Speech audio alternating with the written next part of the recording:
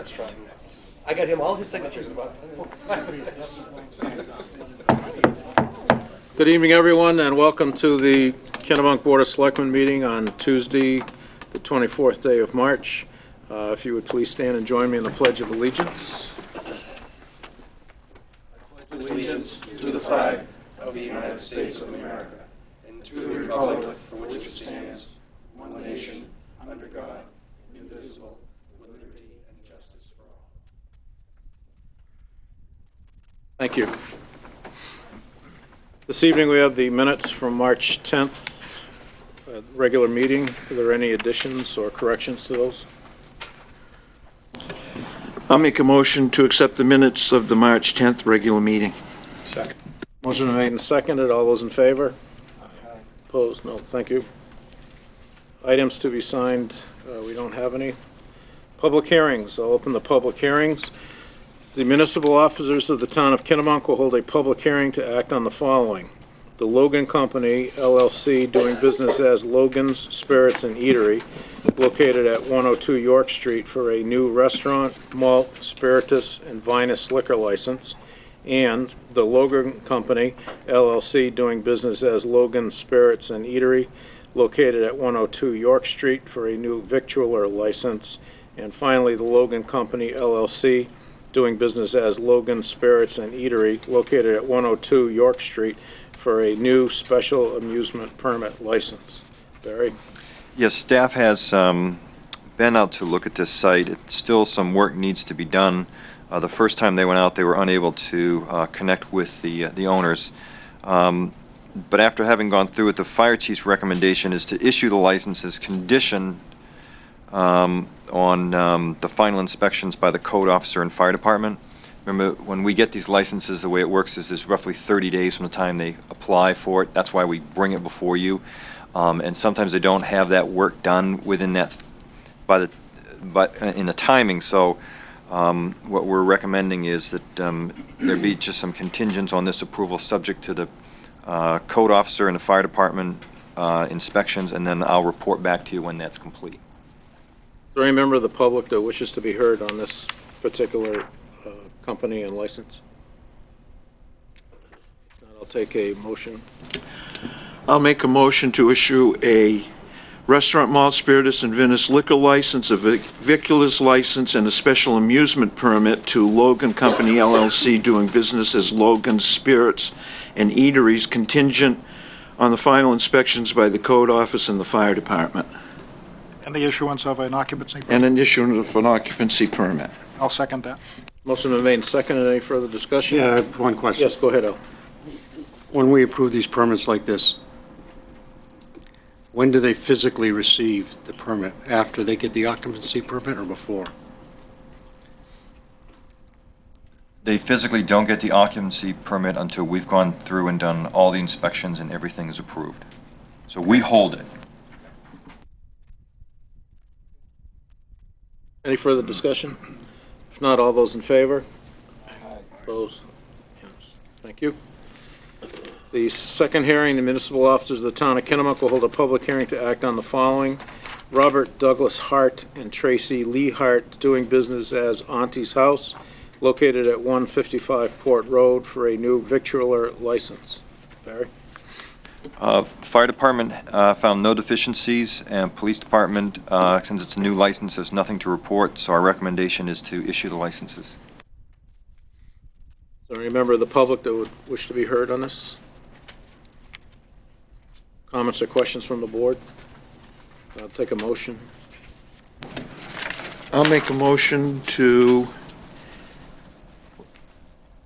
what is this for? Oh, viculars license, okay. To give a new viculars license to Robert Douglas Hart and Tracy Lee Hart, doing business as Auntie's House. Located at 155 Port Road. Correct. Motion's been made and seconded. All those in favor? Opposed? Thank you. You're welcome. Next, the municipal officers of the town of Kennebunk will hold a public hearing to act on the following. To hear public comment on a proposed amendment to the Kennebunk Town Ordinances 2-6 parking related to winter and snow plowing / removal, Section 6 6.4 regarding the towing of vehicles. Additional information is available at the town clerk's office for anyone wishing to look at it. What this change in the ordinance does is it basically allows, it just clarifies how the town will handle dealing with vehicles that need to be removed during a winter snow ban. This is the second reading, this is actually the public hearing for that change, which the board is allowed to make.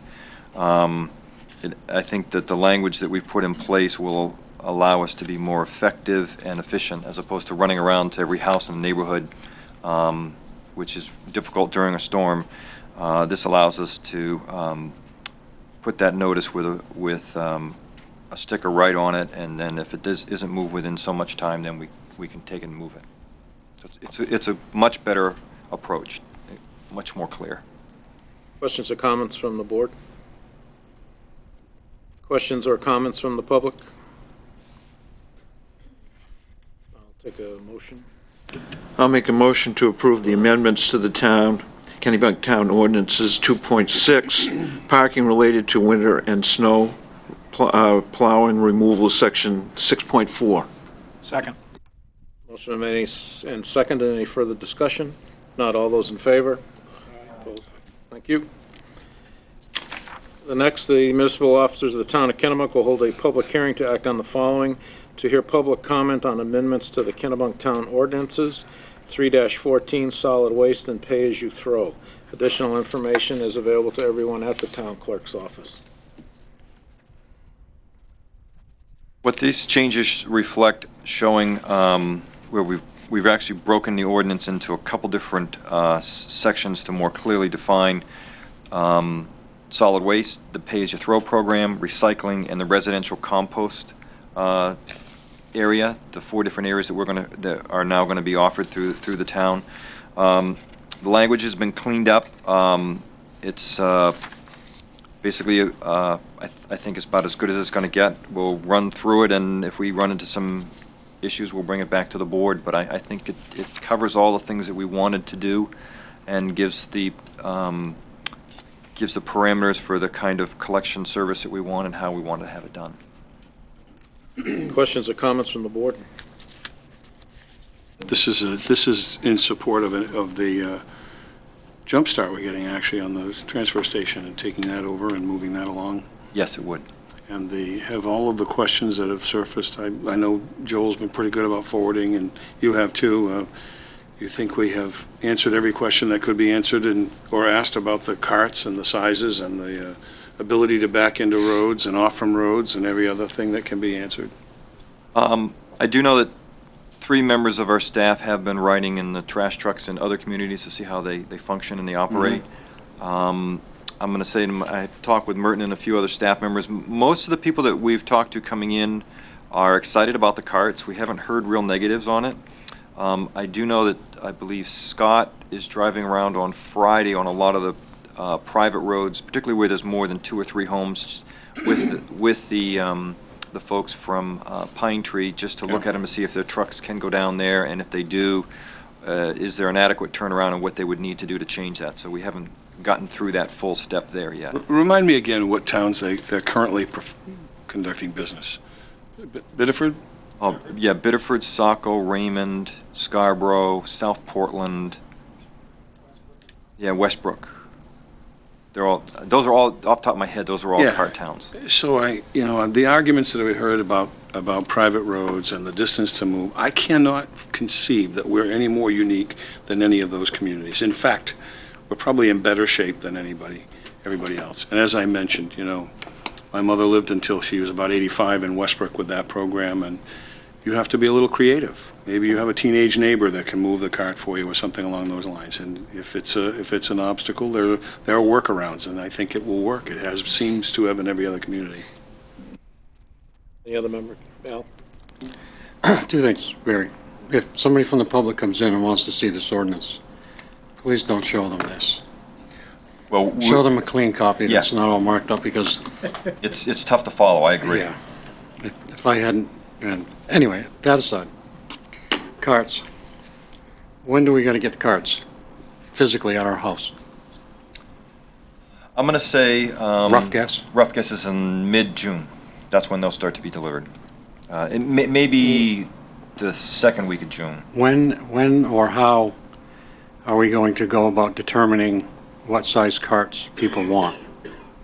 We're actually going to do, based on the recommendations from the manufacturer and also from Pine Tree, what they recommended was deliver everyone with two 64-gallon carts, and then we'll have the smaller carts, if someone calls, we'll just, after they're delivered, we'll just run out and switch them within that week. So before the program even gets started, we'll be able to swap those out.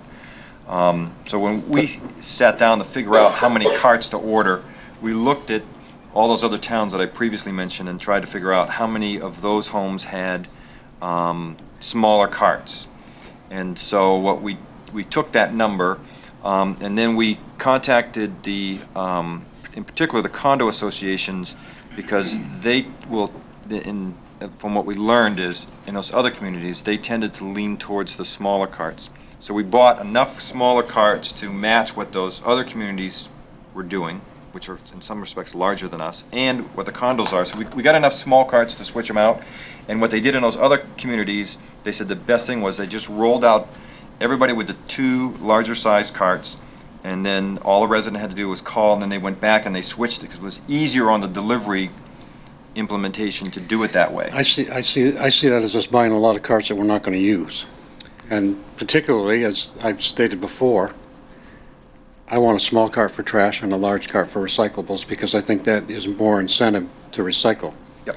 And we're going to have it so that you can call into town and See, put I your don't want a name on large a cart list. at all. Yep. You can call, well, I'll make sure you And there's get, I'll make people sure that you, said that to me. That's why I'm asking, because I'll make sure you get on the list. I But was- for well, I those was- that are listening, I was told today that everybody was getting two large carts and there was no choice. yeah, we are going to give everybody two large carts when we do the initial delivery, because that's the quickest, most efficient way to deliver. If your name is on that list, when we deliver it, the next day we're going to come by and we're going to probably take that cart, one of those carts back, and give you a smaller one. It's just on how they set them up on the trailers and how they deliver them. So what do we do with all the extra carts?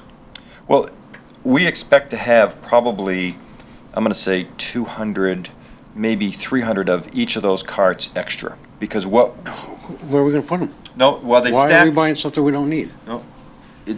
We will need them. And remember, this is for a 10-year contract, and what we learned in talking with the other communities is that they will oftentimes go through 40 or 50 of those carts every year with new houses that get built, and sometimes those carts get broken. So what we have in stock in the very beginning, we'll have a few extras, but those will be rotated through over the next couple of years. So I don't think that we're going to have a lot of them, but we will have some, and we'll use them for new construction and for replacement of carts. Okay. I've talked to 3 or 4 different communities, and they've all told me that, it's not uncommon to have 40 new carts go out, or, and replace 10 or 15. Are these going to get coded as they're picked up, or are you sending them out with the number and the address? No, they're coded. They're all coded. Everything has a serial number, and when we replace it, we go into the software and we change it so it's all So registered. the delivery is, Al Searle's going to get cart 1, 2, 3, 4, 6, That's correct. and you're going to know that as you're delivering it. Absolutely correct. We're going to know. Make sure you take the right one on this. No, he doesn't take them. We're going to put the right cart there, and we're going to process it, because we have an actual there's a hand device that we can record, that we can register this with, and then we bring it back here to the town hall, and we upload the data and change it. John? With the issuances of the numbers on the trash cans, what are you going to do down these private roads? You can't leave them all at the end and say, this is your number, that's your number, that's your number, come pick it up. We're going to have to go down these private roads and deliver these down these private roads so that they make sure we have the right house with the right number. I'm just saying a logistic That's a great, nightmare. I don't, off the top of my head, I don't know the answer to that, but I would say, from my experience of what I've learned in other towns, is they actually go down the private roads and drop them at each house. I'm saying a logistic nightmare. And tell me if I'm wrong. If Al gets 2 large carts, wants 1 large, 1 small, we've got them recorded as 1, 2, 3, 4, 6, and 1, 2, 3, 4, 8. And then we have to go out and pick up 1, 2, 3, 4, 6 and replace it with 3, 5, 7, 9, 8. You've got several households, including mine, that's gonna want 2 different size carts. I'm just thinking that's gonna be a logistical nightmare if you don't or can't do it first out of the gate. My understanding after talking with the vendor and their discussions with the people, they actually hire a company that comes in and does this, and they've said repeatedly the easiest way to do it is we deliver everyone 2 of those, and then the next day you just come right behind us and you just flip them right out. It really works. So I got to trust that they do this all over the country, and the company, they have a system. But I will ask the question specifically on the delivery of private roads, how they get those to the houses, so that there's no confusion. And are we tied into these dark green barrels, or another color, or? No, we're going to do gray containers, and the tops are going to be black, which is for trash. No Kennebunk Ram Blue, we can't do? No, and there's going to be a green top for recycling, and then on either side is the town logo. And then on the top of the green cart, there will be a white and green sticker which defines out all the kinds of recyclables and what to do with them. So if you don't want to read the paper we give you, it's right there when you look at that card every single time on the top. And it says right on the top, it says trash only, and then there's another label burned right into the top that says town bags required. So it's right there in front of you. This container's for trash, and it requires a town bag. And the recycling, it's very clear. It says recycling and tells you everything you can do with it. He doesn't like the bags. Well, I hate the town bags. I think everybody knows that. Now he made me forget what I was going to say. Sorry. If at some point in the future the pay-as-you-throw program goes away, Is the ordinance subcommittee at some point going to consider an adjustment to this ordinance requiring people to take their trash cans in? So that people like me that have neighbors that put their trash out of necessity in front of their house because they live way down the woods road and behind me, don't leave their trash cans in front of my house all week long. I'm pretty sure it's in there, because we had that discussion at the ordinance subcommittee. yeah, it It is is in there? I would have to go find it, but I'm 98% sure it's in there. You can't leave it out on the town right away. You have to bring it back onto your property. We had a discussion about that. Onto your specifically property, at not the my beach, we were property. talking about it, because they leave on Sunday night and don't come back till Friday often at the beach. So we did have that discussion. Okay. I remember it was in the ordinance. It says in the ordinance residential compost, that's the other one, it's compost. Is there any member of the public that would like to speak on this? Okay. Take a motion. I'll make a motion to approve the amendments to the Kennebunk Town Ordinance. Let's see, that's 3-14 solid waste and pay-as-you-throw. Second. Motion made and second. Any further discussion? Not all those in favor? Aye. Opposed? No. Thank you. The next hearing, the municipal office of the town of Kennebunk will hold a public hearing to act on the following. To hear public comment on a proposed amendment to the Kennebunk Town Ordinances, 3-5, Public Beaches Ordinance, Section 4, Prohibited Activities, and Section 9, Amendment. The proposed amendments pertain to cooking fires and amending the ordinance. Additional information is about the town clerk's office for anyone so desiring. This particular ordinance change will need to go to the annual town meeting. And what we did on this ordinance, the first item really is just tracking the fires down at, through an application process and limiting the number of people, or participants, particularly down at Narragansett Point. But the second thing that is in the ordinance at the very end of it, under Section 9, we added in there that the Board of Selectmen may, after public notice and hearing, amend this ordinance and draft and adopt regulations implementing the terms of this ordinance on any matter expressly set forth herein or otherwise provided by law. That's the exact same language that's in the solid waste recycling and pay-as-you-throw. So what what happened in the future is if you say you wanted to, looked at this and you said, well, we want to change the time, or we want to change the date from June 15th to June 14th. Without that clause at the very end, you would have to go back to a special town meeting to change that one day. It allows you to make minor, non-substantive changes. So you could go from 6 in the morning till 7 in the morning. This is essentially the rule-making provision that occurs Yes. in Augusta with laws passed, and then Exactly. the divisions create the rules surrounding it. That's exactly right. So it really just gives the board more flexibility. It does not change the substance, or the intent. Any more comments from the board? Comments from the public regarding this? Then I'll take a motion to send this to town meeting. I'll make a motion to send the proposed changes to the Kennebunk Town Ordinance 3-5, Public Beaches, Section 4 and 9 to the annual town meeting on June 9th, 2015. Second. Motion been made and second. Any further discussion? If not, all those in favor? Opposed? Thank you.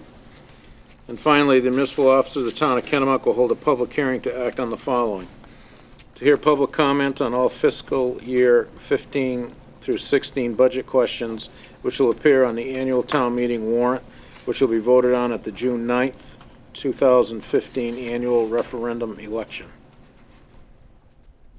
Thank you. So this is, per our charter, we have 2 public hearings prior to the vote for the budget in June, and this is the time period where it falls within that 60 to 90-day time frame. The next one that will come up will fall within that 7 to 15-day time frame. So at this public hearing, the budget has been approved by both the Budget Board and the Selectmen, and what I want to do is just kind of run through the highlights on that. You still have time at this particular meeting to change the budget per the charter. Once we get past this, we get within 60 days, we're not allowed to amend what's been proposed. So this is really the last opportunity, you might say. So this is similar to what we've saw at the very beginning of our budget, but now the numbers are more crystallized as to what the final decisions were that were made. So I'll go through this fairly quickly, but I'll stop and read different things and point them out to you. Our mission is really to provide the citizens of Kennebunk with excellent services in the most efficient and effective manner possible, which enhances the quality of life for our community. So the things that we discussed during the budget time, we discussed 5 different things that came up for considerations, and one of them was the RSU budget, as that's coming forward, what that increase would be and what that might potentially mean for us. We talked a little bit about the new facilities that are going to be coming before the voters and the new debt service we would be incurring. We did talk a little bit about the York County budget and what that impact would be for us. We talked about the state funding on municipal programs, revenue sharing, local road assistance, and some of those changes that are still being discussed in Augusta. And we also spent a little bit of time talking about the town utilities, Kennebunk Sewer District, which is contemplating a new plant infrastructure, Kennebunk Light and Power District, which is talking about how they're going to handle the dams and what they want to do moving forward, and Kennebunk and Kennebunk Wells Water District. In this year's, our gross budget, the increase was 3.75%. That's $424,839. Our net budget had an increase of 5.05% for $369,405. And we used $100,000 from the general fund balance to reduce the assessment for debt service. Our budget also reflects $12,041 set aside as a separate article for the CMP line hand clearing. Our operational revenues increased by 1.4%. Our expenses increased by 4%. And the large part of that increase really was dealt with fixed expenses and contractual obligations, our workers' comp, and our recycling. That's where we took really what represents the 4-point increase. If you were to back out 1.5% of that, that would mean 2.5% was really our fixed contractual obligations. Capital improvements, we came in at $764,000, taking $60,000 out of the budget board fund, $869,000 out of surplus, and we're recommending $812,000 to be bonded. Of that, $112,000 to come out of the TIF. On this chart that you see before you, on the right-hand side, in particular, if you look where you'll see it says total for referendum question. You'll see that in the articles for the budget approval of $7,671,723. Then the CMP would be a separate article. So the total budget being proposed to go before the voters is $7,683,764.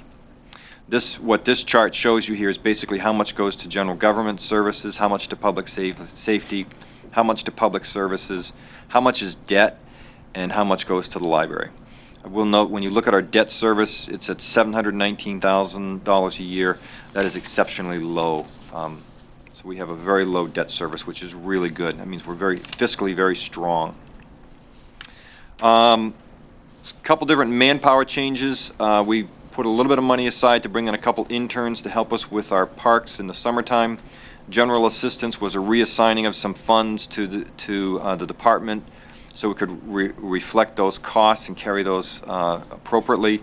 And recreation, we reassigned some of our work, some of the revenue that comes in into expenses, just to reflect that permanent part-time position which runs those different programs. So there's really no major changes there. This projected tax bill allocation shows you where the money goes. I think that probably the key thing to pick up on here is that the mill rate we project to increase at roughly 17 cents for the coming year, based on the municipal budget only. That's a 1.1% increase in the mill rate. What's not shown here is the increased valuation. We think that increased valuation is probably going to lower that 17 cents down to about a nickel increase. But we never really crunch out those numbers until we get a little bit closer to late July and August. But based on past experiences, that's what we've generally seen. Do you have an early estimate what that would look like with the school budget in there? I know we have a rough school budget number, but...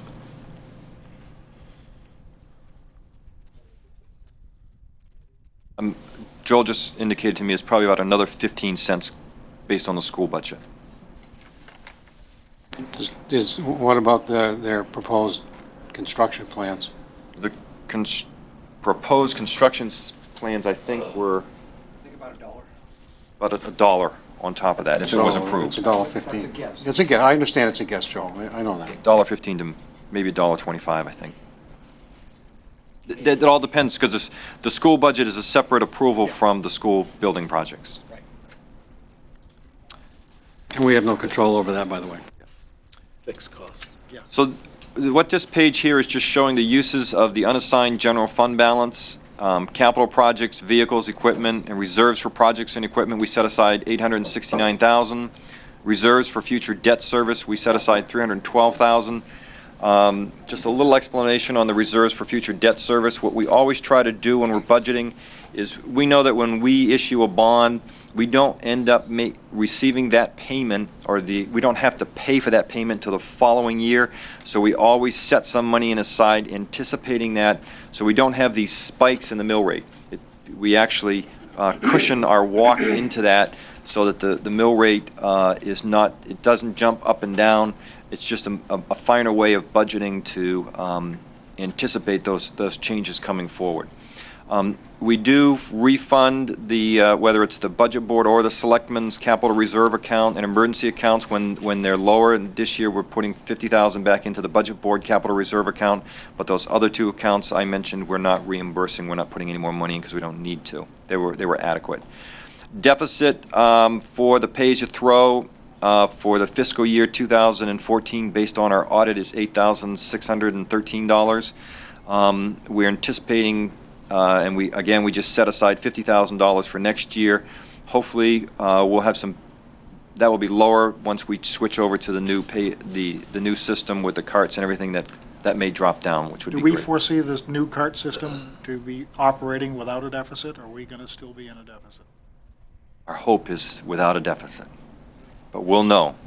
At what time each year will we be adjusting the cost of the bag so that we don't have these deficits anymore? That was my next question. Every year, but when?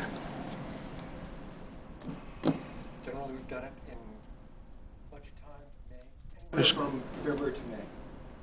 So that, and by doing it, then when we get to the end of the fiscal year, we won't have a deficit, hopefully, because we'll have made the right adjustment. Our audit usually gets done in November. Can I just, Yeah. 2 seconds? And how quickly, if we, What if I'm trying to nail down, Joel, is we discussed this when we were discussing all this, if we're going to keep the bags, we're going to raise the price of bags to keep up with this and not have to pay this out of deficit anymore. That's correct. And when you voted on I think when you voted on the contract, on the pay-as-you-throw new contract, curbside collection, the cart system, you gave us authorization to increase the pricing. And expect to look at that during April, probably come back first part of May with an increase. So generally you know. speaking, it would be in the spring of each year? Yes. Yeah. Okay. I can will. we, how closely can we monitor this? I mean, if we see this starting to go into a deficit, can we, at an earlier date, can we increase the cost of the bags so that we're not in such a great a deficit? We can do that. I can always over increase. I know I don't want to. I don't want to do that. Well, I'm not saying, But if we foresee a deficit, if we see that we're starting to run into a deficit, can we Yep. do an early audit on that one line item to see where we are and possibly increase the cost of the bags? we could do that every 6 months. The problem is that the timing is such. There is a lag. There can be up to a 3-month lag. So as to collections, expenses are easy. Expenses are always easy. That runs by clockwork. But the collections of Why of is the there a lag dollars- in the collection of revenue? Is Hannaford not giving us a check every month? No, well, because it is Hannaford going out, it's a month there,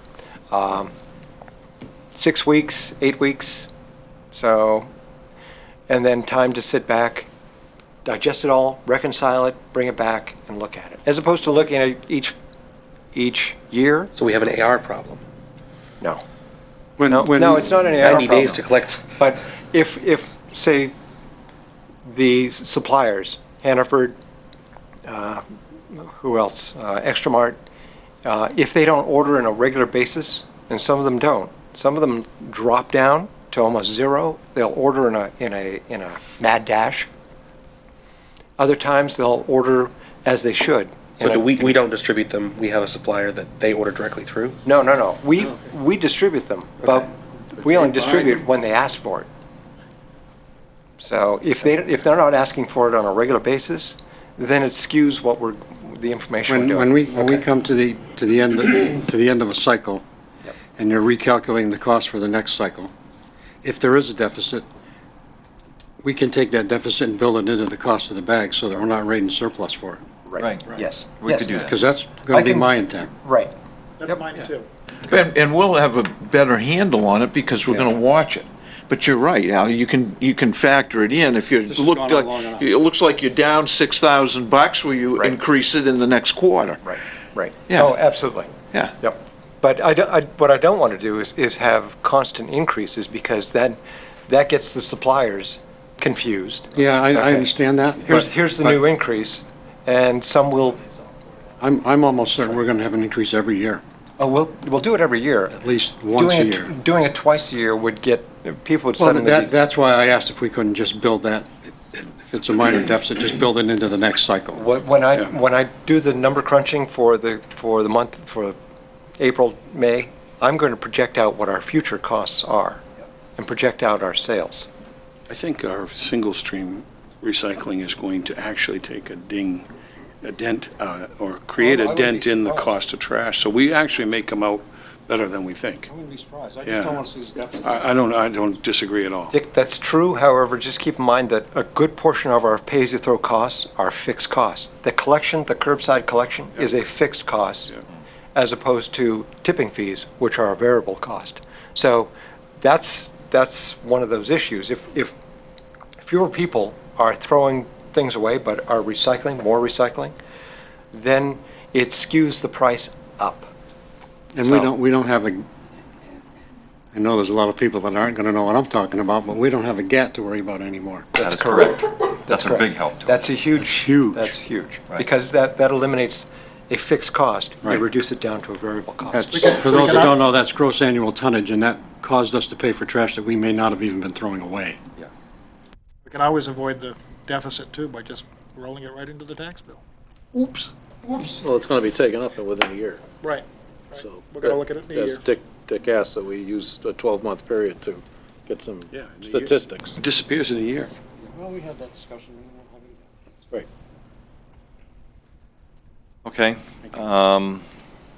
So we did set aside payments for reducing the budget by $100,000, and so that is in there, taking that out of the unassigned general fund balance.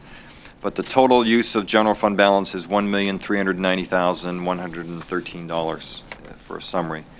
The next 2 pages, I'm not going to read through all these lines, but this will be up on our website as all the budget information. This kind of goes through all the different line items that make up those numbers I was just talking about for capital items. And it covers everything from police, fire, EMS, general government, public works, pay-as-you-throw, and all the different departments wherever we have any kind of capital equipment that we use. And we have finer information and details in a budget book manually if you want to come in and look at it. And we also have it online so you can see all of that information there. Barry, before you sorry. go back to the previous slide. Okay? Fire vehicle brush truck number 2, $700. Down. I'm sorry, I picked up the wrong number. Should be 52,000. Yeah. Which is very surprising because the numbers worked before I If we can buy put this trucks all for together. Joel, you made a, $700, I can't believe you made a mistake, I made a Joel. mistake. I'm gonna frame that and put it on your wall. First mistake I've ever seen. That's 700. See, the original price of the truck was 52,700.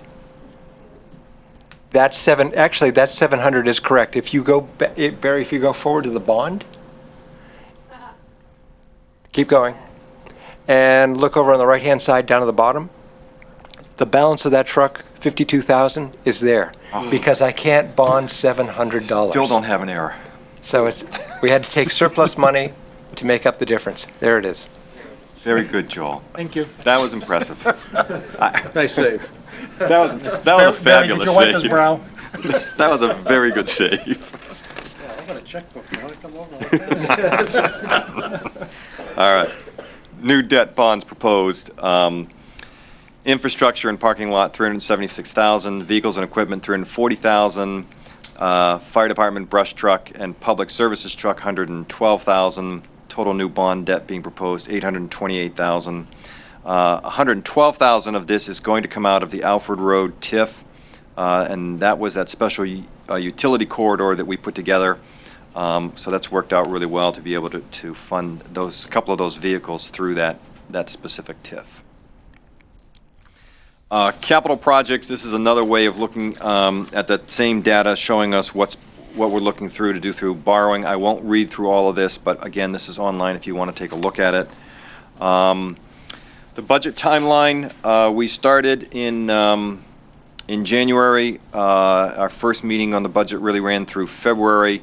As we start to then, once we've completed the budget, which was the middle of February, we looked at our timeline to work backwards. Our annual town meeting is Tuesday to June 9th. That's where you'll be able to come to the town hall and vote on the budget and other articles that are being proposed. The warrant will be posted on May 13th. The ballots are ordered April 27th. The absentee ballots become available May 8th, and the warrant is signed by the board on May 13th. So we're right here in this 70 to 90 days prior to the annual town meeting. So we're having our public hearing here. Our next public hearing will be 7 to 20 days, which is on May 26th. So that's the end of the budget, and if there's any questions, we're pleased to answer them. Questions or comments from the public? Questions or comments from the board? I have increased reservations. I voted through the board budget process and generally in favor of this, but I am strikingly concerned. Your email today didn't help matters. That when you pointed out that we are number one in Maine for retirement, those are fixed income people.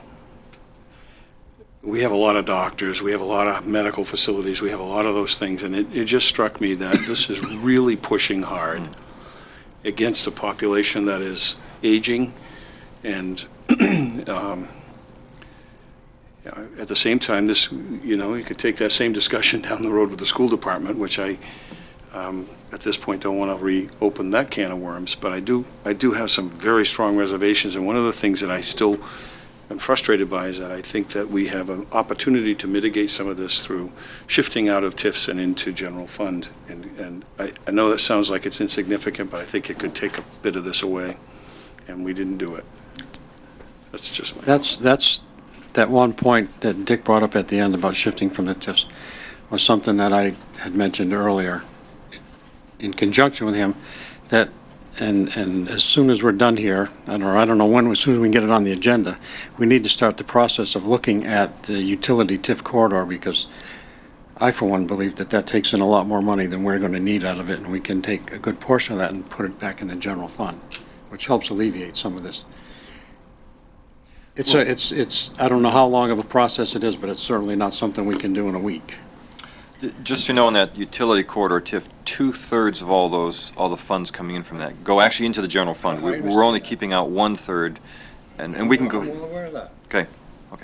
But when you look at what the TIF was set up, for, and the amount of revenue, as I understand it, that's coming out of there into the TIF fund, it's more than it really needs to be, I think. And I think That's a very large number, at 1/3. Because that was basically, let's call it what it was. It was a windfall to the town of Kennebunk. It's just what it was, and it helped us immensely last year on our taxes. It actually was the root cause of the decrease last year. Well, and anyway, I just want to speed this process up so that we're not talking about it for a whole year, and then next year Dick's bringing the same thing up again.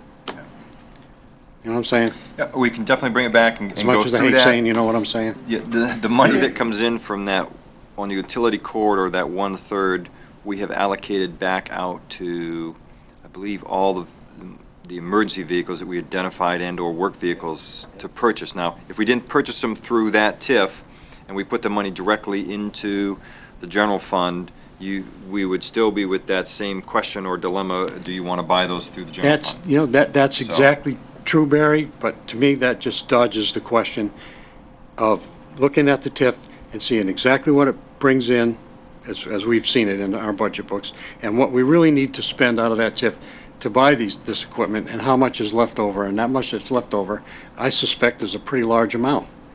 And we can transfer that. Okay, we'll do the numbers and show the math. Take it from Let's a go third through and it. make it a quarter. Yep, I'll be glad to put that together, and we'll. And I want to start the process of looking at it. Yeah, we can That's all I'm trying to definitely say. put that up. Probably by the second meeting in April would be better for us. I'm just scheduling, or the first meeting in May, but we'll put it together and bring it back. We'll show you, we'll do the line item breakout. As long as we do it. You don't, As long as we do it. you don't need Yep. anything motion-wise on this. It was just a hearing for informational purposes That is correct. by the charter. Just to keep in mind, though, we are maybe the number one. I know 1 in 4 people in Kennebunk is over 65, I've heard. And I'm getting to that group, so. But, I would, our state legislature and our governor aren't doing much to help the local taxpayer. And, I think that the real estate tax is a regressive tax, and so you pay it if we don't get, you don't get your homestead exemption. My homestead exemption is less. We aren't getting revenue sharing. We don't get very much help with the state, and we're going to build schools with all of our own money versus the city of Sanford that's getting 90% of a $100 million school project. So it is what it is. I think we've done a really good job in keeping this budget as low as we can, and for quite a few years, we haven't done anywhere near the increase that we have this year. So I'm very comfortable with this budget. As far as the schools go, their budget again has a lot of fixed costs, and I saw an email from a school board member that was complaining about the school board costs of insurance, et cetera, going up. And, I was a little confused because that particular person has an insurance company, and we have no control over those costs, and that's one of our biggest expenses as it is with that. So I think we've done a real good job. I would be real careful about taking money away from TIFs, because that also affects our state valuation, which is very important when it comes to school financing, which is 71% of the budget. So you got to be careful with that. I think you're right, Dave. But at the same time, they're offsetting. When you talk about the homestead exemption, that's actually doubled for seniors. So it's actually going to help seniors, which we apparently are a magnet for retirement folks. And so they're actually going to get a kick.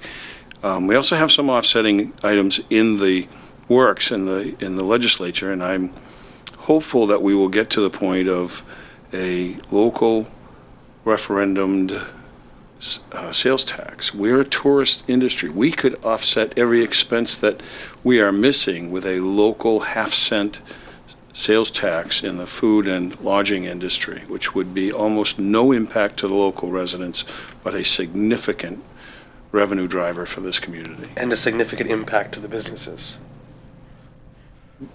I see the logic Not that behind it's it. not up for discussion, but there are two Right. sides. It would be great for us, but I'm sure that the business owners would not be pleased to see additional taxes that they need to collect and manage from that end. We're going to have the additional taxes anyway, so we're talking about a half penny. It's not going to be enough to make a difference, but it will right-size our budget. And with that, we'll move on. Next is public comments. Is there any member of the public that has a comment? I see the town clerk, Mert Brown, is getting up, so always an interesting comment from Mert. I just wanted to talk nomination papers. We're currently doing 3 seats on the Board of Selectmen, 2 seats on the ISU directors, 1 KLP trustee, and 2 sewer district trustees. And to date, I've received no papers back, but papers have gone out for the Board of Selectmen to Selectman Katsonis and Selectman Searles. Our issue directors, Brad Hewitt, who is an incumbent, has taken out papers. For the KLP position, which, by the way, on your agenda, it said it was 3 years. That's a 5-year term. Bill Hetzel has taken out papers, and also Craig Cunningham. And for the trustee of the sewer district, there are 2 positions, Jim Opert and Mark Allenwood, both incumbents on that board. Papers are due back to the town clerk's office by April 27th at 4:30. Thank you, Mert. I'll drop mine off tomorrow morning. Is Oh, there after lunch, excuse me. After anyone lunch. else has? Yes, sir.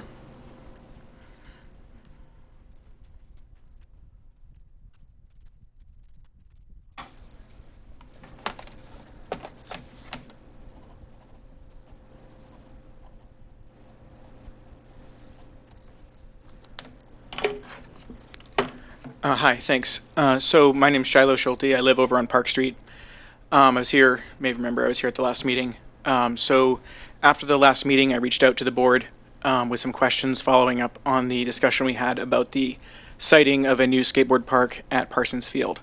And I didn't get a response from anybody on the board, but I did get a comment back from Mr. Tibbetts saying this was going to be discussed at a meeting in April, and my questions would be answered then. So my questions were about the cost, potential projected cost overrun, as from what I saw at the meeting, starting off with a 150% of, 50% over budget on the project. Questions about why the size was projected at 7,000 square feet and so forth.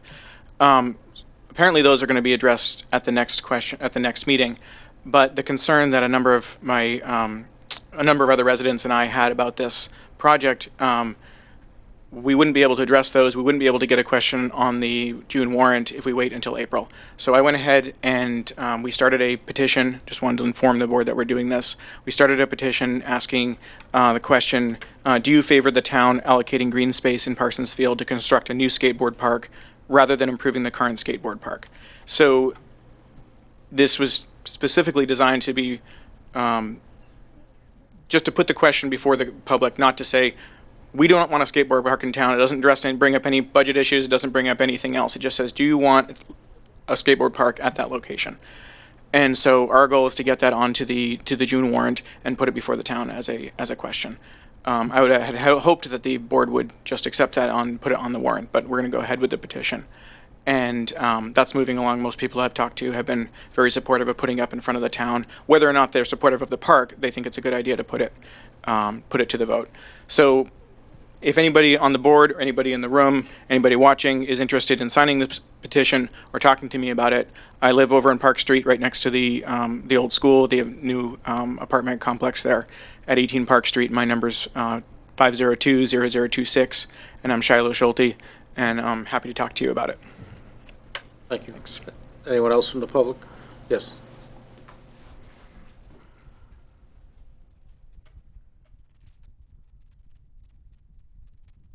Hi, my name is Sarah Kleinhens, and I am also here to speak about the skateboard park proposal. I teach in the district. I've been here for a couple years and have been very, just felt welcomed into the community, chose to move to Kennebunk after teaching here for a year. And even though I'm from away, I just feel like this is the community I've been looking for. So I actually bought a house or a condo on Grove Street, so I'm right behind the park. And I have a young daughter, and we've met a lot of neighbors over the last year.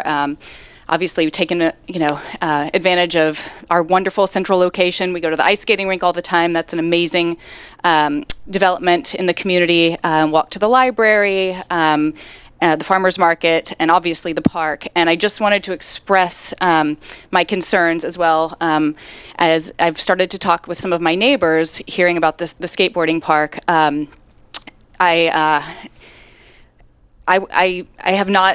Didn't get any information as a notification as an abutter. I spoke with Mr. Osterreiter, who was very wonderful to speak with me for about 45 minutes. I don't know if he's here today, but hello. He spoke with me for quite a while yesterday and answered a lot of questions. And apparently my notification as an abutter got sent to my previous address that I lived in before as I was purchasing my home. So somehow there was a mix-up there.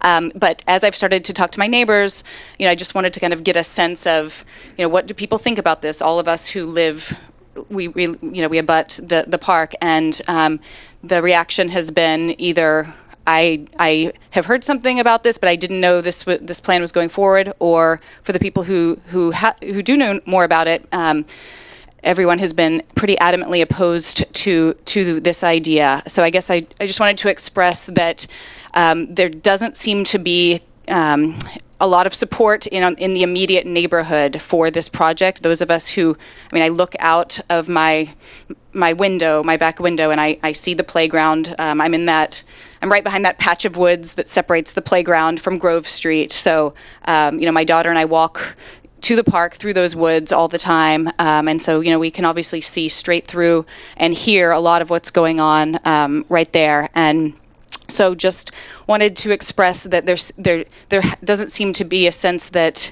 the immediate community has been kind of really brought into this process. And I know there was a meeting, but a lot of people still have a lot of confusion about this issue. And even people I've spoken to at work, and other people I know in the community who are very involved, have no idea that this is happening, and are kind of surprised that at the location of putting cement, a cement structure in green space. So just have concerns about this idea of removing grass for cement. I've lived in Los Angeles and New York, and I know that in a lot of cities and other towns around the country, people are kind of fighting to preserve every little square foot of green space. And so I just am very concerned that that we would be paving that over. So just wanted to kind of express those views as a new member of the community, but somebody who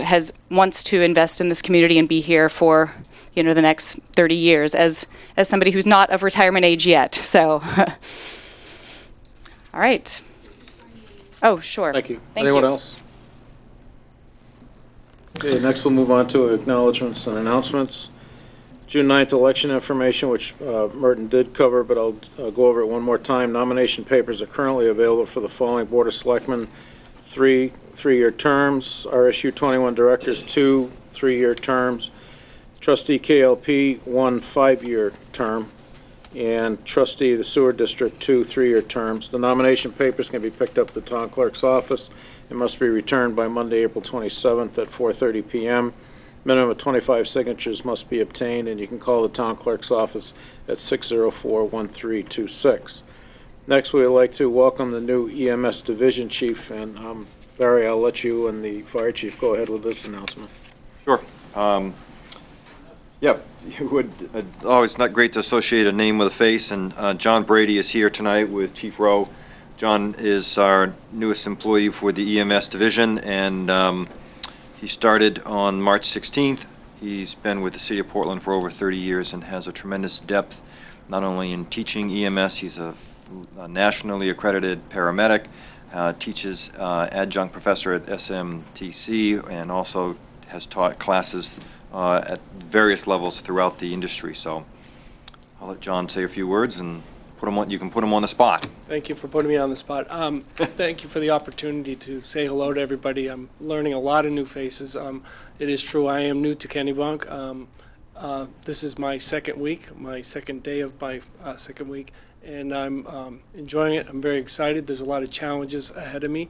The position itself has been unfilled for a while, so there's a lot of makeup work to do, but there's great folks downstairs that have been doing the work all along. I have to acknowledge the chief for helping me along in the selection process.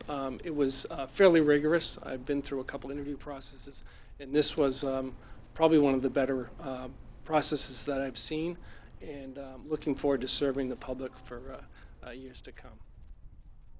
Welcome. Thank you. Chief. Welcome. Thank you. Yeah, thank you. Good luck.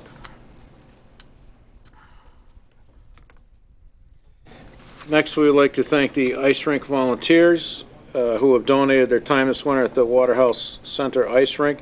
The Zamboni drivers provided much-needed service without a huge expense generally associated with maintaining an ice rink. We appreciate all the hours they put in to keep the ice looking great, especially during the extremely cold conditions we had this winter. And the ice looked great, and we want to recognize Doug Coleman, Al Searles, Gary Trayman, Victor Kavanaugh, John Kutsonis, Dean Wolfart, Steve Jacobson, Steve Goodwin, Eric Falconer, Tom Calhoun, Tom Cole, and Lauren Brooks. We'd also like to thank skate monitors Ian McCollin and Christina Hogue and the Public Services Department for their help. The skating rink would not have been a success without the help of so many. And Barry, do you want to mention what we went to this afternoon while we're on skating rinks? Sure. Kevin Donovan, Brian Costello, and myself were able to attend the Maine Recreation and Park Association meeting, and the town received an award for the Waterhouse Center. They recognize new buildings that are put up in the town that serve the needs of the public from a event perspective and or recreational activity, and they heard about the Waterhouse Center. One of their board members was able to come down at our dedication and was just extremely impressed about what the community had put together for service to the kids, and so they gave us an award for that, and I'll have more details for you at our next meeting. Thank you.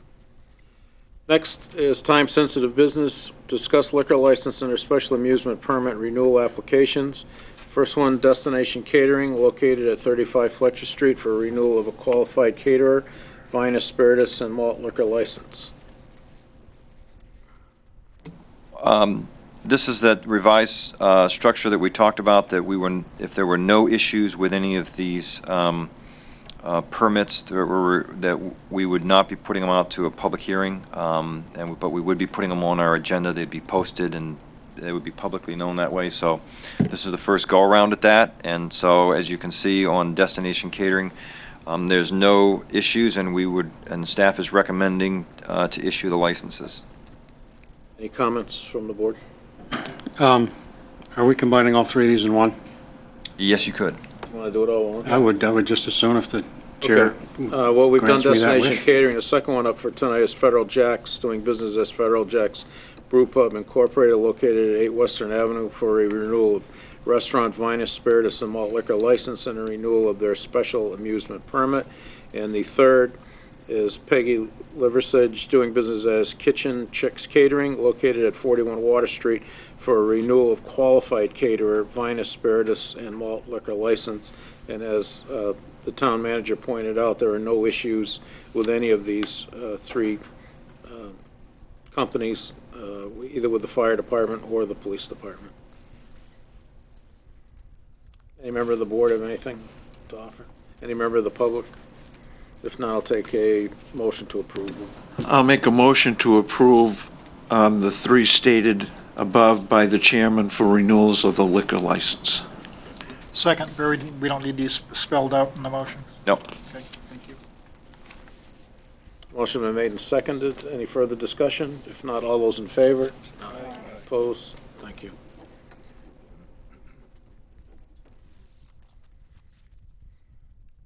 The next one, Barry, I'll let you handle too, and that'll be the introduction of our new executive director of the Chamber of Commerce, which should be quite familiar with everyone. Yeah. I would hope. Laura Dulce is our new executive director for the Kennebunk Port Arundel Chamber of Commerce. She, as many of you know, has been the longtime editor for the York County Coast-Star. She's served on the chamber board for quite a few years and been a great advocate for Kennebunk and the Kennebunks.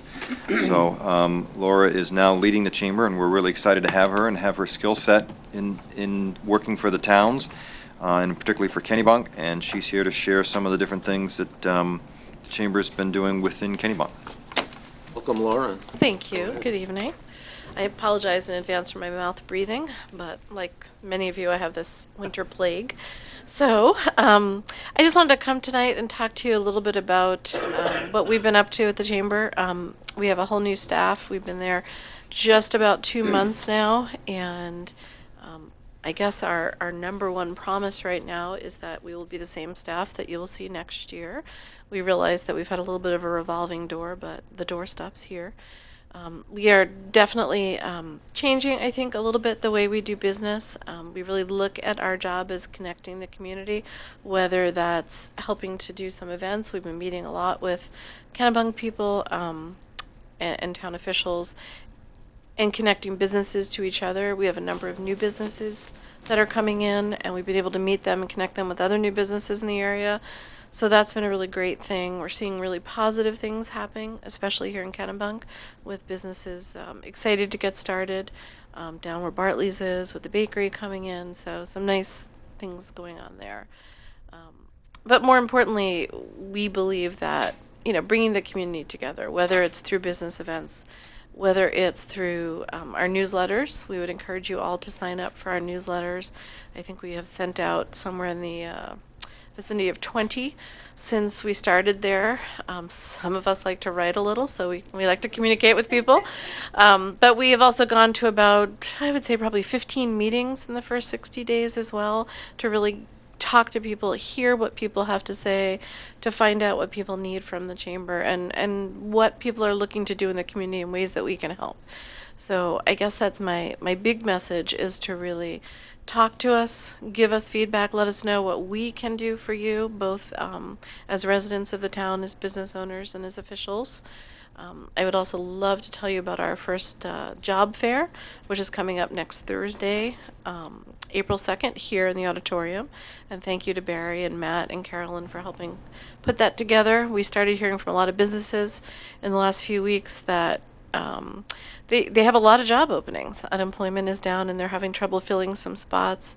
There are some of the resorts that are a little concerned still about the visa issue and didn't have people in the process, so they need to fill. So from 2 to 6 p.m. we'll be downstairs we've already had, I think, more than a dozen businesses sign up in the first 24 hours. So it shows that there's absolutely a need, and we're doing our best to market that to bring people in as well. So again, would love to see you there. By all means, take a seat at the table. It's all free to businesses as well as to job seekers. And if I can answer any questions at all. Any questions? Comments? Yes, go ahead, Al. I think your appointment to the Chamber of Commerce for Kennebunk in particular will be a breath of fresh air. In the past history, we went through a period where we had what seemed to me to be a lack of involvement of our Chamber of Commerce, and I mean years ago. In recent years, it's been better. But I think with your leadership that you showed us when you were the editor at the Star, and with the leadership that you will bring to the Chamber of Commerce, that Kennebunk will benefit. And I do understand you also work with Arundel and Kennebunkport. But I'm looking for good things. I really am.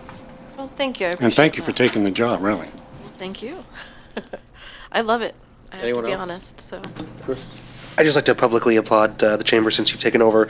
I think I talked to you a couple weeks ago and said the newsletters are now something that I actually care about reading. So as a member of the Chamber, I think that's a positive thing. They have content that's worthwhile to read. And everything else you're doing, the job fair, everything else is going on. You guys have been doing a great job. So Thank keep you. up the good work. Hopefully you won't get too sick of those letters. I'd also like to say thank you for your editorial on the Matt Lanigan Bridge project, because usually I have to prepare one after the meeting, but you're part of the committee as well. But I prepare one for the Board of Selectmen to let them know what's going on, and Save you a little time. yours covered it, so thank you very much. Well, you're most welcome. We're trying to do more of that, and if I'm not at a meeting, then a staff member will be there. So we're trying to get to as many in all three communities as we can, just to keep the public involved and keep ourselves out there and help, represent the businesses. So Anyone else?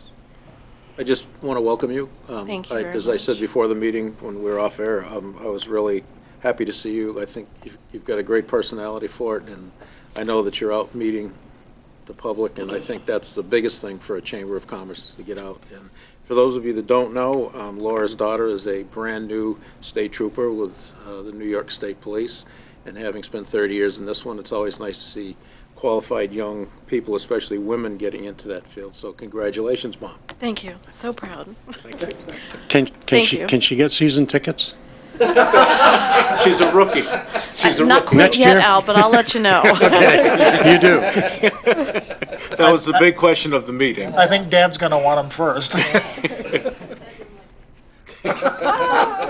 And moving on. Old business second reading, discuss the final design for our wayfinding signs. Do you just want to go over it briefly, Barry? We've gone Sure. through it before. In your packet is showing a map and also showing what those signs would look like. We have probably a couple more meetings with Maine DOT just to go through those signs, because they will need to weigh in on our compliance with the Maine Transit national standards. I think that all of that will probably come through, but they're going to take a look at the signs to make sure we're not putting anything up that's not in compliance with roadway signage the way it needs to be there. So, but I think everything that we've got laid out is going to work. We've gotten a couple prices on the actual manufacture of the signs and getting them installed. Originally, I had thought it was going to be a lot more, closer to $40,000, but after talking with the vendors and looking at it, I think we can do all the signs, the 21 signs, for under $25,000. And I do think that the funding for that can come out of that TIF, because it's all related to the marketing and promotion of Kennebunk. Anybody from the board have any comments? It's a noble expenditure, but if it were coming out of our general fund, would we be as excited about spending it? And that's a question that we have got to continue to ask ourselves. At this point in time, it sounds like a great deal and it sounds like a great venture, but I don't know that we have $25,000 to throw to it. I still think it's way too many. Not a fan of all the signs, but it's just my opinion. And then I can't remember where I've passed it now, but recently there's a new green sign that's gone up, probably by the turnpike. and it looks like there's a placard of an arrow, and it's got Kennebunk in both directions, and it's just really bad. Yeah, I don't know if it's at the, I have seen it, but I'm not sure it's right there, but I have seen that. Somewhere It points to, yeah, somewhere, bridge and downtown. right. That's DOT, I'm sure. Both ways, it's just, It is Maine, after all. right? Any other comments? Comments from the public? Dave, did you want to say something? No, I was just going to say, I think that sign's right at the top of Fletcher Street Yes, maybe that's for Main Street, and then the other end of our critics from the northern, Turnpike, Main Street North. But it's like they did this, it's like they did the sign with Kennebunk one way, and then they realized that Main did. Street runs both directions, so they had to put a sticker on it. They did. I'm sure that's what it was. It's just tacky. Is there a motion? I'll make a motion to approve the expenditure of $25,000 for wayfinding directional signage from the TIF funds. Is there a second? Second. Motion made second. Any further discussion? If not, all those in favor? Opposed? 1, 2, 3 opposed. 4-3. 4-3. Thank you. Yeah, no. Motion. He's very democratic. New business, first reading, discuss the following zoning ordinance changes being considered by the planning board. And it's a proposed amendment to Article 13, Section 1.d, and Article 13, Section 2C5 of the Kennebunk ordinance. The proposed amendment would be to address resident requests that they receive earlier notice of all zoning map amendments or contract zone amendments that are proposed within their neighborhood. And a proposed amendment to Article 10, Section 19 of the Kennebunk zoning ordinance. This proposed amendment was requested by Amy Boothby of 11 Sedgwood Drive to amend the zoning ordinance regarding the minimum lot size required for breeding kennels located in the rural conservation district in the rural residential district. It would allow the property at 11 Sedgwood Drive and others to have a breeding kennel. This proposed zoning amendment does not require notification of abutters. And we are asked, as the board, do we wish to notify abutters within 500 feet of an applicant's property prior to the public hearing for this proposed amendment? Barry, I'll let you explain it, but I know if there was a breeding kennel going in my subdivision, I would certainly want to know, and I would certainly be irate. The First Amendment is really about notification of, for contract zone amendments, and I think that makes a lot of sense. The planning board, I think, has gone through that, and I think that's a good recommendation for the legislative body to consider. The kennel change, I think that the planning board is still discussing that. They're going to have another meeting on April the 13th, or that's when they're going to schedule their public hearing to discuss it. One of the questions before the board is if you want to have a joint meeting with them and go to their planning board meeting to discuss these two items. You could do it at the same time, and then from there, you could make a decision whether you want to, based on their recommendation, send it up to a vote in June. The one thing on the breeding kennels that I thought would be important is because that is a change in the ordinance that would allow it to fall within those two different zones, whether it's rural conservation district or rural residential district, and especially in subdivisions this could happen. I think in particular this zoning amendment was brought forth by that resident. If we didn't notify the abutters, it would be on the books, and then someone could come in and apply for it. And if they were to meet the conditions, then they would be able to have that within the zone. I think that for me, the question, as I've thought about this, is that, we could send a notice out to everybody in that zone, but I think in particular, if you hear from the abutters as to where it might go in, might give you some better definition of what the impact is or is not. And so that's why I thought that it might be wise to just notify the abutters to really kind of hear about it. I can tell you my past conversations with a former director of AWS, Steve Jacobson, we've talked about the buffers that they have around that facility there, and they've always tried to have a large buffer away from residential houses because dogs can make noise and they want to be good neighbors. So I just on that particular one, I thought it might be wise to notify the abutters and have that discussion before you get into that discussion of changing the zoning. But- So the two questions before you really is, one, to schedule a public hearing, and do you want to hold it with the planning board, which I think is a good thing to do. Instead of going through this twice, we do it once together. And then the second thing is, if you want to send out notices to the abutter that, this amendment would be potentially changed, and you want to hear from the actual abutters, we could do that. And if you don't, that's fine too. We can do it either way. As it stands now, breeding kennels would not be allowed in these areas, correct? That is correct. So that would require a vote of the planning board? That is correct. And they would recommend it to you, and then you would decide whether you want to send it forward to town meeting to be voted on. If you decided not to send it forward, the resident always has the option of going out and getting 435 signatures to bring the question back to the voters. What your question was, an actual breeding kennel today could not be. Isn't that what your question was? Right, well, this would be a change that, for instance, I live on Remington. Right.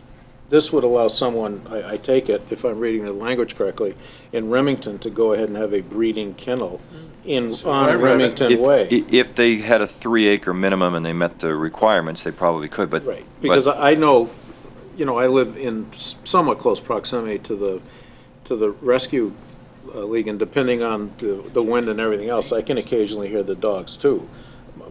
My thing is, I have 4 dogs, but I license them all through the town. A kennel doesn't license individual animals, so someone could have 10 dogs and not license them. True, but when we go through the standards of that, we could, there could be a modification of that, right? Yep. Based on that size, no more than 5 dogs. Right. Well, if you read what's here says what this person is proposing, excuse me, is 1 acre, 1 acre for kennels that breed 5 or fewer breeding female dogs. That would certainly allow that kennel into Kevin's neighborhood and into my neighborhood. The second part is 3 acres for all other kennels, including kennels that breed 6 or more breeding female dogs at one time. So I'm reading that to say if you have 5 or less breeding dogs, you only need 1 acre. And in some of the developments up in West Kennebunk, where 3 acres is required, the way they set the neighborhoods up, many of us don't really have 3 acres. We own, in conjunction, what's called a common area, which makes mine really like 9 acres, but it actually measures out to 2.75. So I could certainly have a kennel I could move one in tomorrow if this passed.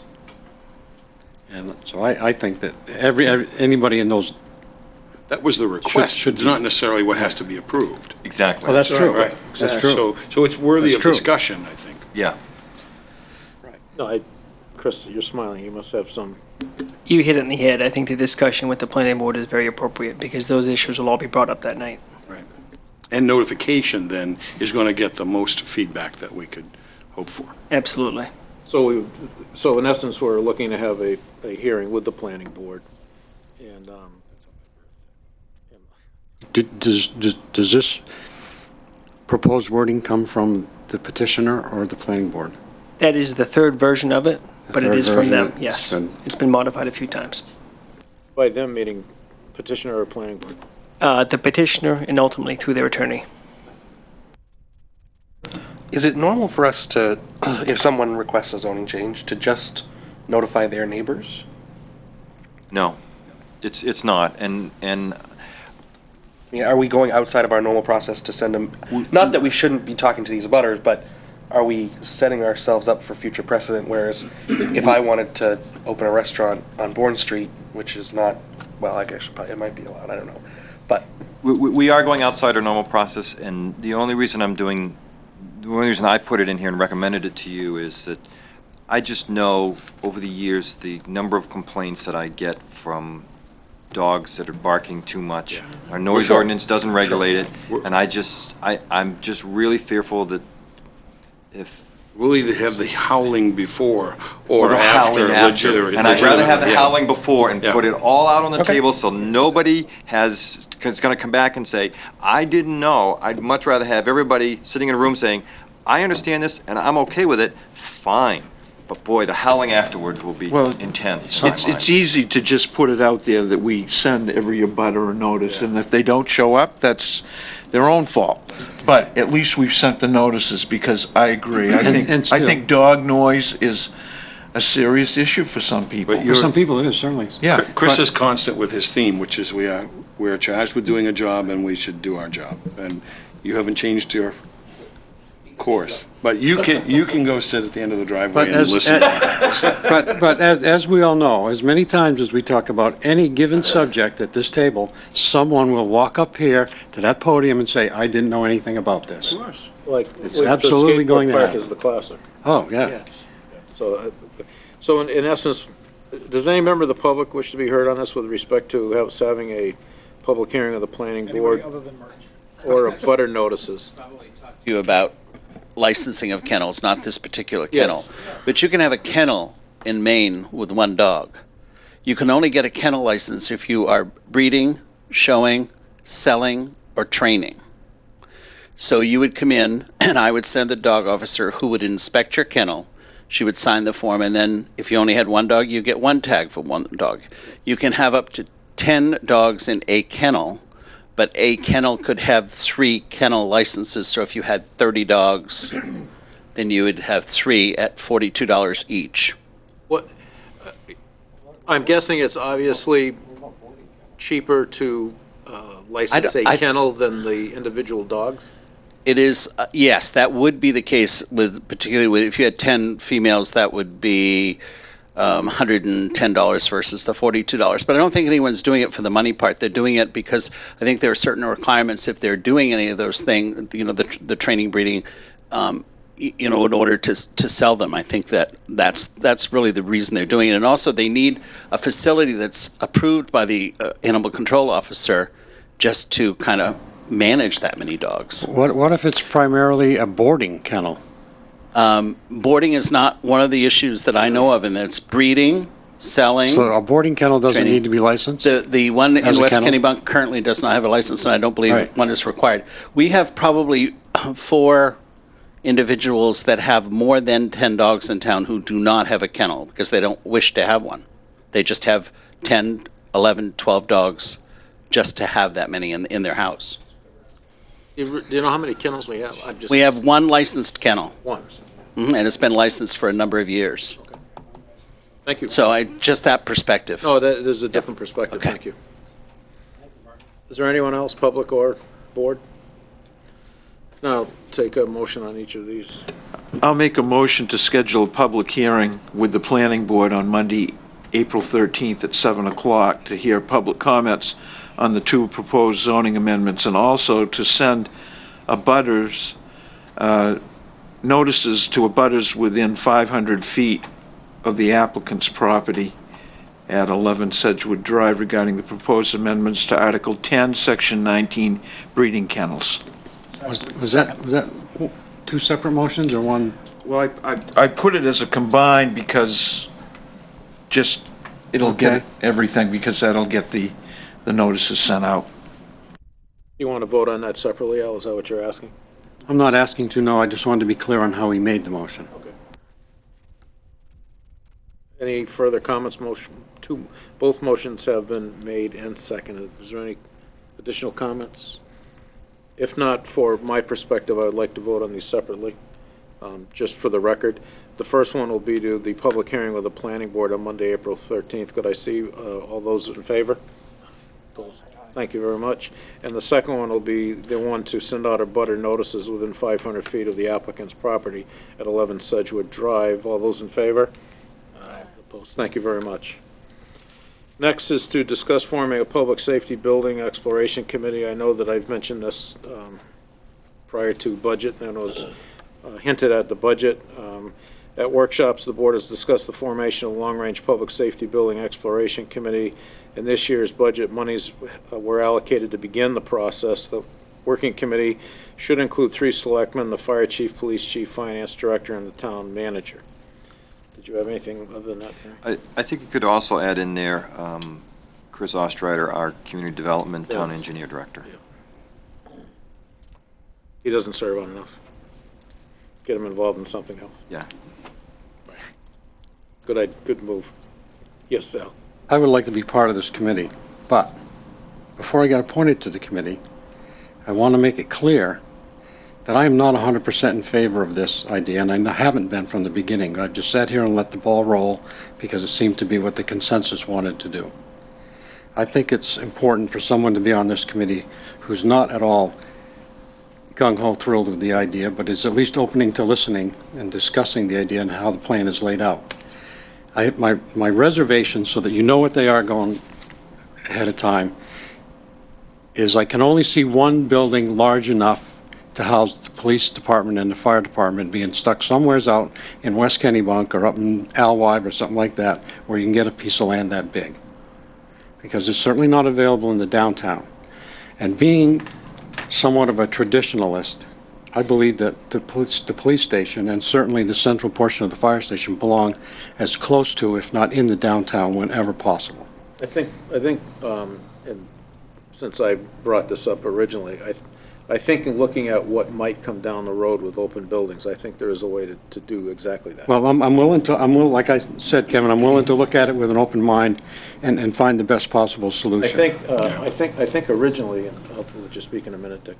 I think originally, what appeared to be the plan would be to bring the fire and police department into some type of new building, but I think down the road, depending on what the schools do and what other things do, there potentially could be an open building which could house different facilities and also make full use of this building right in the center of town. So as far as I'm concerned, anyone who wants to be on it, and I'd certainly like to be on it, but anyone who wants to be on it should have a complete and open mind to everything. Oh, absolutely. Everything. Absolutely. Not locked into a predestined. And I certainly appreciate your comments on that. Well, I also feel that it's important for someone to be on the committee who's not overly thrilled with the idea, because it helps give those in town who may not like the idea at all, at least some kind of perspective. And it gives perspective to everyone involved. Is there any, Dick, you wanted to? I just wanted to also, for my services, I joined you very early on in support of this, and I would encourage a ride to my hometown. I know I mentioned it a lot. Westbrook's got a great public safety facility in the downtown area, and it is a larger lot, and it covers a lot of it, but it adequately provides housing for police and fire, and I think we could do something similarly in this town, and we'll need it. I think we need it already, but I think I'd like to serve with this. Chris? Oh, I'm sorry, Dave. Chris was first. Oh, go ahead. I'm just going to say I would be pleased to serve on this committee if you're looking for volunteers, but... Dave? Well, I'm not in favor of this at all. So I think that, we have adequate buildings for both police and fire in this town. I think that with all the other costs that we have going on with this town, especially with the school building project, I think that this is something that we least need in this town and will need for quite some time. But I won't be on this committee because I won't be running for the Board of Selectmen this next term. So therefore, I can't be on this committee unless I... So the cat's out of the bag, isn't it, Dave? Well, I guess it is, but I just feel, and in talking with a lot of people in the town, they agree with me, but that's neither here nor there. But I just want that out there in the public realm, that I think that our police department and our fire department are among the best in the state, as evidenced by the awards that they have gotten. And I don't think that we need a public safety building. That would be the last thing on my list. Thank you, Dick. Anyone else? So, what are we going to do? Vote? Oh, yeah, public, yes, go ahead. Someone can make a motion with 3 names on it, or we all know who volunteered, and we can just vote. We can just vote. And just before you speak, I just want to say that this is something that we're looking at, like, the needs of these departments 10 to 15 years down the road. There is no way that this is going to happen in 5 years. Hi, Arlene Poisson. I agree with David Spofford. I mean, this is not a city the size of Westbrook. This is a town. of maybe 12,000 people, and I don't even think the exploratory committee should be formed at all. We have, I'm certainly not an expert. My opinion is that we have adequate resources or facilities right now for the police and fire departments. If they feel the need to live together, there's certainly housing in around town that could be purchased for housing policemen together or firemen together. But I really think this is a waste of money. And I would not be in favor of it at all. And I don't think fire and police should be in the same building.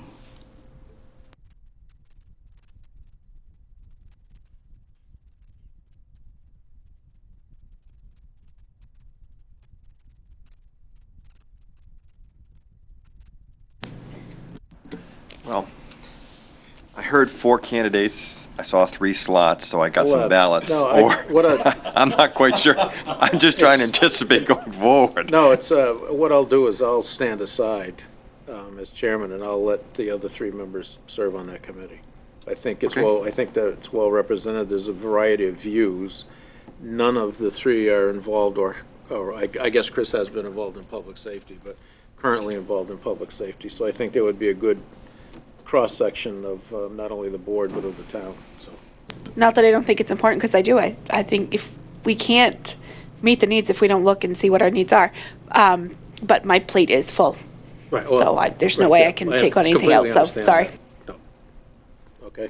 So what we'll need now is a motion for the committee, if that's the desire of the board, and also the 3 names of the people that will serve on it. So I heard that Al wanted to be on, I heard that Chris wanted to be on, I heard that you wanted to be on. Dick, did you say you wanted to be on as well? Yeah, I'm off. I'm removing myself.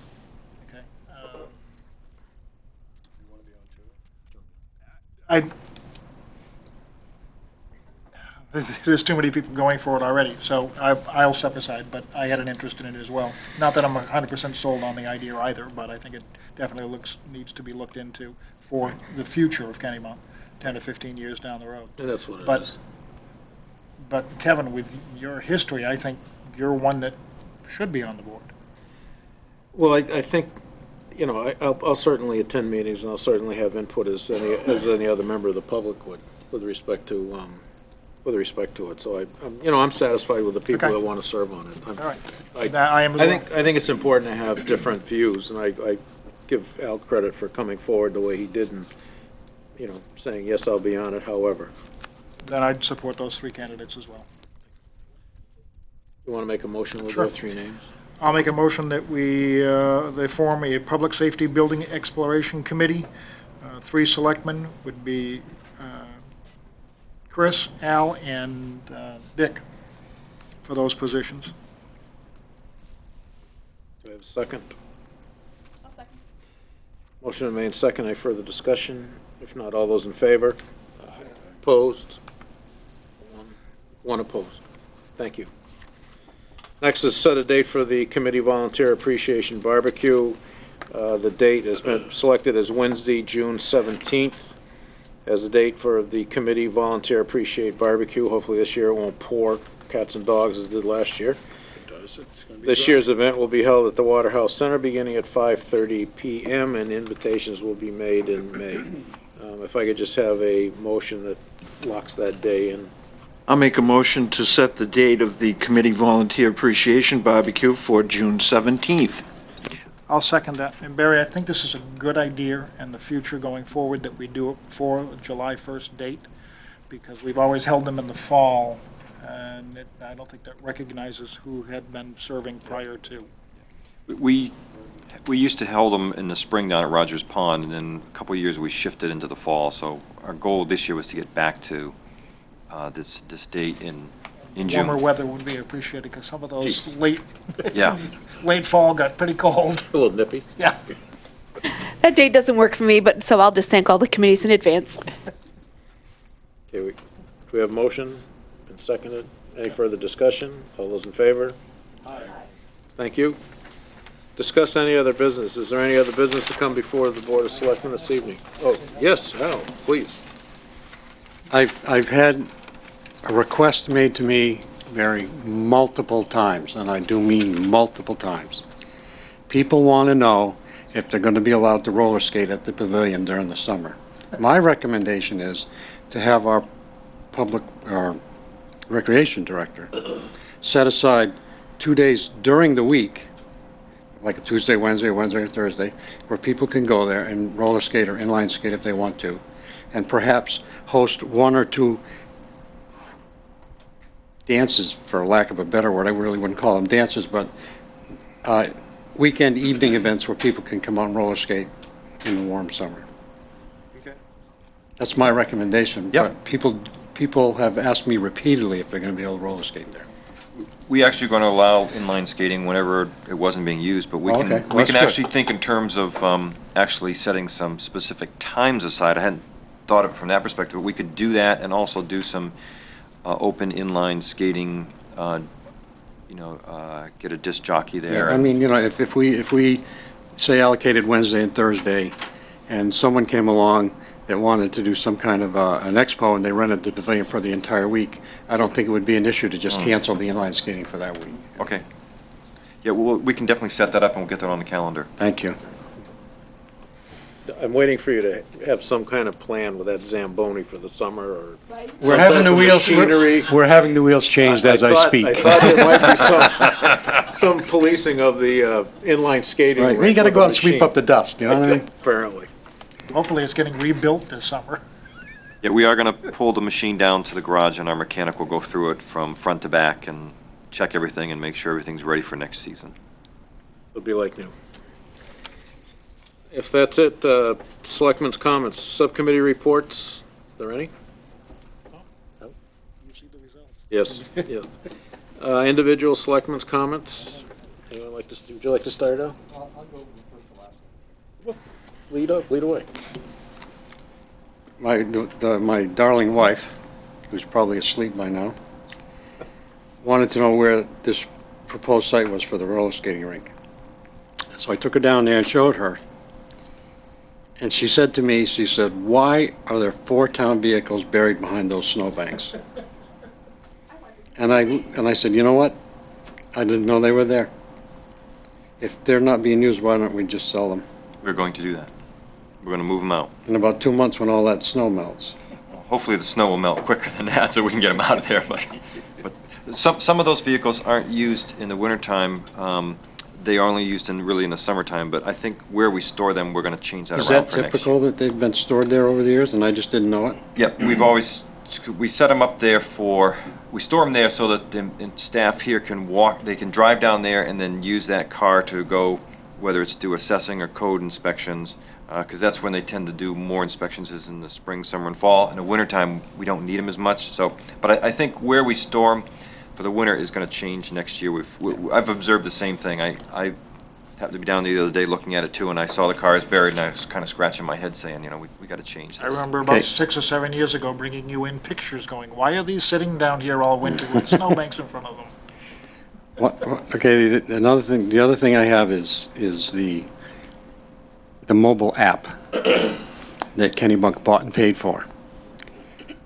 That, unless I'm mistaken, when the prior director of the Chamber of Commerce went out, or sometime during her term, they relinquished the control that they had over the app. They no longer take care of it. Mm-hmm. We do. That is correct.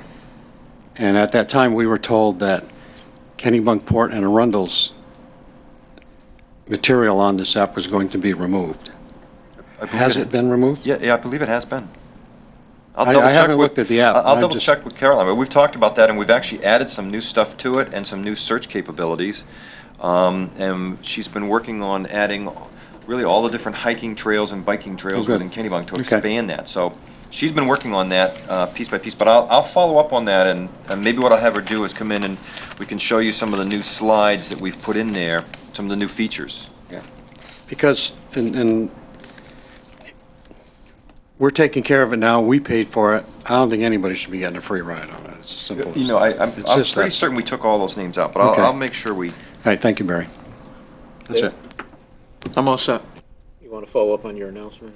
Or no? Well, I Since you brought it up, I guess, yeah, I will not be running for the Board of Selectmen because my wife and I are in the retirement phase or thereabouts. And so within the next 3 years, I won't be here probably in the wintertime anyhow. So I'm not going to run for that reason because I don't want to have a special election halfway through my term. I don't think that's fair to the town for an extra expense or anything. I still will be interested in the town, and I might not move out of town for year-round, but after this winter, my wife is anxious not to be here in the winter anymore. And we just came back from Florida. It was 90 degrees down there. When I came back, it was about 4 with the wind chill factor.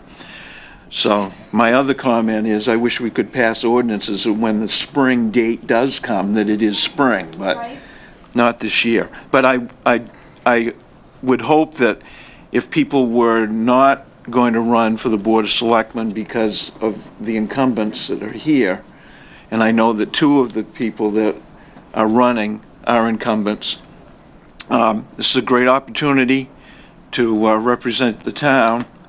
And I've enjoyed my run, and I would run again if it wasn't for my change in lifestyle. So this is actually an official notice that Gail potentially will be able to retire now? Well, hopefully within the next year. I still have a year before I'm on Medicare, so that's the big thing. She carries the health insurance for us. So other than that, I just encourage people to run for this board. It's a challenge. It takes a lot of time. But there are a lot of challenges before this board coming up, as you've heard some of them tonight. And I've always considered myself to be relatively middle of the road and a conservative, but unfortunately, I've become the liberal on this board, and it's been a hard row. So I would encourage a liberal to get on this board. Help! That's my comment. I don't know if we can top that, can we?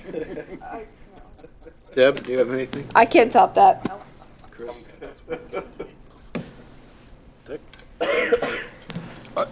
I have one thing, and Barry, I want to thank you for addressing it. I hope you saw a little bit of touch of humor at the very end of my email to you this morning, but I truly do feel that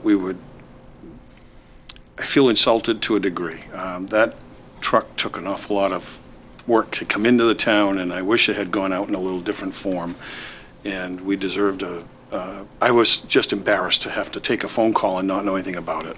And I do apologize. It happened a lot quicker than I thought, but I will bring it back to the Finance Committee and to process it. I have $1 if you want it. I think the end result was the right result. It's just the way it happened. You want to own it? No. I'll be you have happy to ante up $1 for anybody who I would have does. sent it to the scrapyard and probably could have got a couple $100 for the steel. I know that before I came down, I get a phone call too. I think some of us did, asking why legitimately the Board of Selectmen approved getting the truck and why we were the ones that didn't vote on getting rid of the truck. But, that being said, the truck is gone. So a lot of contentiousness hopefully is left. So. Well, my answer to that question, basically why did Barry do this on his own and not tell us, was, quite frankly, he's the town manager, he makes a substantial salary, and he's allowed to make some decisions on his own, and we as a board can't be expected to give an opinion on every tiny little thing that happens in this town.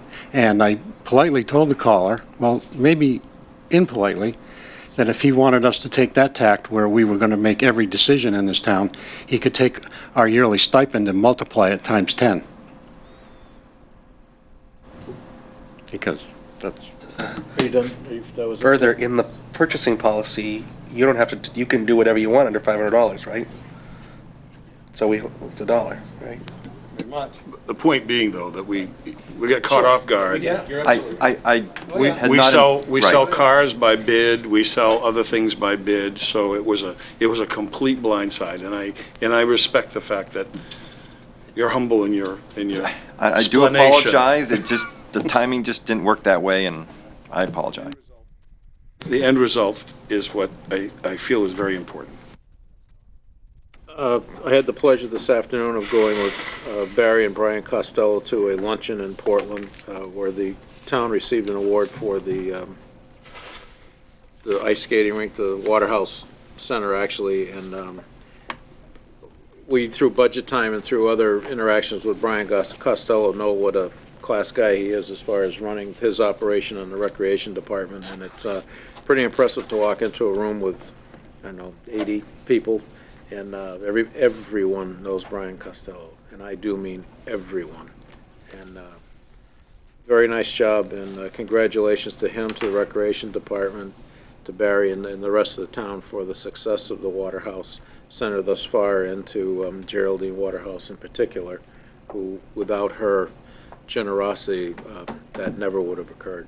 But it was a very positive afternoon for the town of Kennebunk. Do you want to comment on any of the notes and things that you have in your on the agenda? Or? You have? I didn't. Oh, okay. Everybody else is. Okay, I'm sorry. We are going to have a joint meeting with KLPD next Tuesday on March 31st at 7 p.m. to discuss the river modeling report. So that'll be held in here. I will have another table set up with microphones for the KLPD board, and also have you'll get a chance to meet the new general manager for KLPD. On April the 15th at 6 p.m., which is a Wednesday, we will have a representative from Governor LePage's office to come down and talk about the governor's new tax plan. That's going to be in these two rooms here. We'll open it up, and I am arranging to have that televised to educate our residents. If it turns out to be a larger crowd than what can be housed in this room, I've reserved the auditorium downstairs, and we'll just move downstairs. But generally, from what they're telling me, it's 50 to 80 people in attendance, which this room can handle. It's a good chance for us to learn about the governor's new tax plan, able to ask questions. So that, again, is April the 15th, tax day at 6 p.m. April the 15th. Buy a brick. We still have the ability for those of you that have not bought a brick to have them buy a brick for the Waterhouse Center. There's information on our website, but definitely if you want to buy a brick, you can buy one, and we'll have the ones bought in the spring will be installed in late April. Those bricks that are, those orders that are taken from July 1st through January 31st will be in for a spring installation, and orders taken from February 1st up to June 30th of this year we'll do a fall installation. We have about a 4-month delay on that. Where are we as far as fundraising with that goes? I think it's right around 35 to 37,000.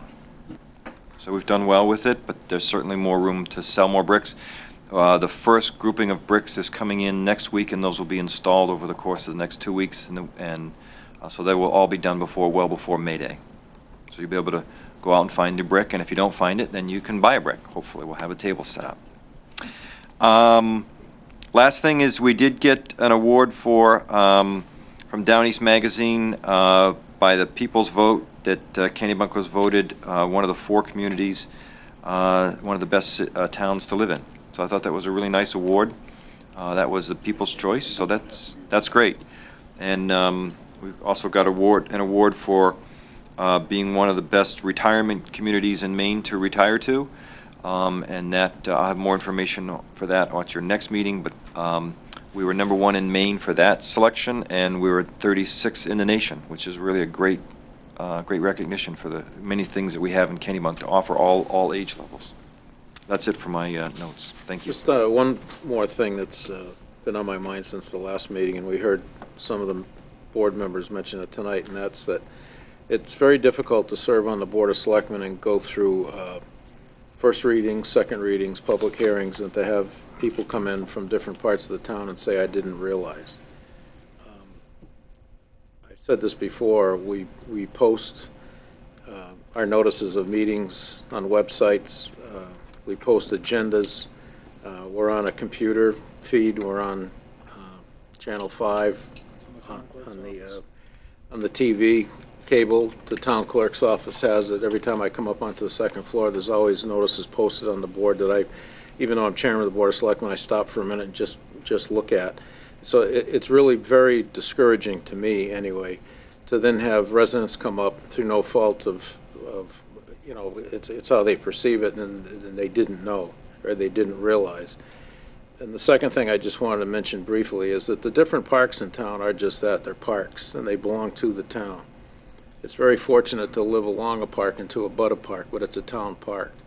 And I think town parks are where people should go to enjoy the outdoors and different sports activities.